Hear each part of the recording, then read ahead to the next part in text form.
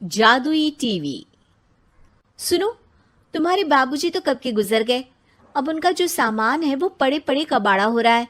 बेच ही दो, कुछ पैसे आ जाएंगी। बात तो सही है। अगले संडे फुर्सत में यही करेंगे। अगले संडे रोहित सारा सामान कबाड़ी को घर बुला के दे देता है। तभी उसकी नजर बाबूजी की पुरानी टीवी पर जाती है, जो इतने सालों तक कूड़े में पड़ी थी, फिर भी चमचमा रही थी। टीवी तो देखो, जैसे एकदम नई हो। हाँ, बाबूजी को टीवी देखना बहुत पसंद था। उनका सपना था कि वो टीवी पे आए। एक बार मौका भी था जब वो अपने गांव के गाने सुनाने किसी चैनल पर जाने वाले थे, पर मैं और मेरा भाई लड़ पड़े और बाबूजी को घर पर ही रुकना पड़ा। चला के देखें क्या? हाँ हाँ, क्यों नहीं, देख लेते हैं। पर शायद ही चले। बाबूजी ने उस लड़ाई के दिन के बाद टीवी देखना ही छोड़ दिया था। टीवी चालू करने के लिए उसमें केबल वायर लगा दिया जाता है। एक न्यूज चैनल चालू हो जाती है। स्वर्ग की सीढ़ी के रास्ते हैं तीन, तीनों के तीन रास्ते हैं संगीन। पहला रास्ता है सांप की बीन, दूसरा रास्ता घर में बिछा कालीन, तीसरा रास्ता कलकत्ता से चीन। ये क्या बकवास खबर है, कुछ अच्छा लगा दो। अरे आप बोलो तो सही, कोई अच्छी खबर सुना देता हूं। मेरा तो काम ही खबर देना है। अरे बाप रे, टीवी बात कर रही है। हाँ, ये न्यूज वाला मुझसे। हाँ हाँ, आपसे ही तो बात करूंगा ना, आपके घर में हूं तो। अरे, ये सपना है क्या? तुम हमसे बात नहीं कर सकते? अरे सपना नहीं भाई साहब, ये टीवी जादुई टीवी है। बोलो, क्या खबर सुननी है, वरना ब्रेक लेने का टाइम आ जाएगा। सुप्रिया घबरा के टीवी बंद कर देती है। वो क्या था?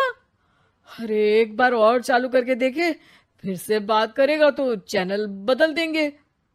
सुप्रिया फिर टीवी चालू कर देती है। अरे ऐसा कोई मुंह पे टीवी बंद करके जाता है क्या? मुझे बुरा लगा आपका नेचर। चाय पानी तो पूछो। सुप्रिया टीवी के बटन से चैनल बदल देती है। अब टीवी पर एक फिल्म चल रही है। अरे ये तो सूर्यवंशम है ना? हाँ, और ये ठाकुर को जहर की खीर दे दी और उसको पता भी नहीं है। ए भाई, खीर मत पीना, उसमें जहर है, मत पीना।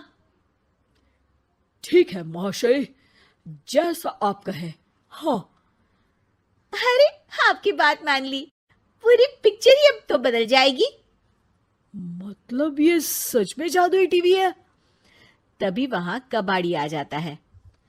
भैया, टीवी के 150 रुपए दूंगा, चलेगा? अरे 1.5 करोड़ में भी ना दे तुमको ये टीवी हम। अरे 1.5 करोड़ खरीदने को होते तो तुम्हारे घर में ये पानी चाय नहीं पीता, अंबानी या टाटा के घर बैठा कोल्ड कॉफी पीता। रोहित कबाड़ी का हिसाब करके उसे वहां से चलता करता है और अपने भाई शशिकांत को फोन लगा के बुलाता है। शशि थोड़ी ही देर में वहां पहुंच जाता है। क्या हो गया भैया? अरे बाबूजी का टीवी याद है? हाँ हाँ, जिसमें घुसे रहते थे हमेशा वो, और अपने को कुछ नहीं देखने देते थे। अरे वो अब जादुई टीवी बन गया है। भैया, आपकी बकवास करने की आदत अब तक नहीं गई। अरे आपके घर में बच्चे हैं, अब तो बड़ों जैसी बात करो। रोहित जाके टीवी चालू कर देता है।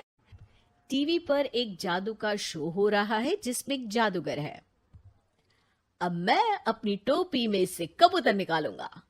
श्रिंग ब्रिंग शरिंग बम फोपा फुफी फुफा बाउ। टीवी से कबूतर निकलता है और शशिकांत के सर पर आकर बैठ जाता है। भैया, ये क्या हो रहा है? भैया इसे उड़ाओ। ए कबूतर, जा जा, कबूतर चल निकल। अब मैं टोपी में से सांप सुनते ही शशिकांत कांप जाता है और भाग के टीवी बंद कर देता है। भैया, सॉरी भैया, मैं समझ गया ये सच में जादुई टीवी है, पर एक बार और ट्राई करते हैं। पर भाभी, कोई दूसरा चैनल लगा हुआ, जिसमें डर ना लगे। सुप्रिया टीवी चला देती है और न्यूज लगा देती है। अरे कितने दिनों बाद मुझे याद आया। बताइए क्या खबर सुनाओ। और ये नया आदमी कौन है? ये मेरा भाई है शशिकांत। ओह यस, वही है ना जिससे तुम लड़ लिए थे किसी बात पे, और तुम्हारे बुढ़ाओ पिताजी गुस्सा हो गए थे और टीवी को संन्यास दे दिया था। हैं? तुमको कैसे पता ये सब? इस टीवी में रहने वाले आदमी से लेकर कबूतर तक को तुम्हारे बाबूजी और तुम्हारी बातें पता है, इसीलिए तो ये जादुई टीवी है। ये टीवी क्या कर सकती है वैसे? तुम जो मांगो दे सकती है। कहानी बदल सकते हो, खबर बदल सकते हो, कोई चीज मांग सकते हो। अरे भैया, ये टीवी मैं लेके जा रहा हूँ। बाबूजी का लाडला तो मैं ही था ना। अरे ऐसे कैसे? मैं बड़ा बेटा था। अब तक मेरे घर में टीवी थी ना। अब तक कहाँ गए थे पिताजी के लाडले? तुम्हारी गलती का एहसास भी है। अरे भैया, ज्यादा ना बोलो वरना भूल गए आपके दांत तोड़ दिए थे मैंने उस लड़ाई में। मेरी बीवी के सामने मेरी बेइज्जती करता है। रुक। दोनों भाई हाथापाई पे उतर जाते हैं। रुक, बताता हूं तुझे कि कौन बड़ा है। अरे छोटे का दम तो देख लीजिए आप। ये खबर आपके बाबूजी को देता हूं। तभी टीवी अचानक बंद हो जाता है। अरे शायद टीवी नाराज हो गया। और लड़ लो, आए बड़े खली बनने। टीवी से एक तेज रोशनी निकलती है और टीवी में बाबूजी दिखाई देते हैं। बापूजी आप?